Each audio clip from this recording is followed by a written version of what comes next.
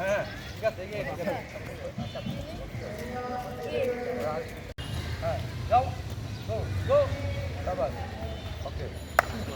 আসো যাও এই মাঝখানে ঢুকো হ্যাঁ কি করছি দেখছো হ্যাঁ দেখো করো আমার কথা শোন এই যে বলের দিকে এই যে জামটা যাইতে হবে আবার বলতে পিছনে আসতে হবে এই যে পা নাড়াইতে হবে তোমরা যে এরকম এরকম করে তো রবট করে নিতো আমি বুঝলে হ্যাঁ জাম হ্যাঁ উদাহরণ পিছনে যাও জাম পিছনে যাও দুই পা পড়বে না এক পা হ্যাঁ আবার পরে কেন দুই পা পড়বে না হ্যাঁ পড়বে না পা সাইন জাম দাও জাম হ্যাঁ গুড হ্যাঁ চেঞ্জ আচ্ছা এখন কি আর বলো তো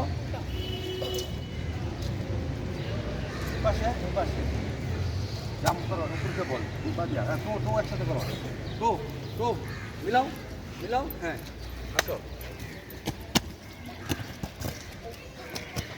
এই আসলা কেন আরও নাই এটা একটা ভুল হ্যাঁ পা মিলাও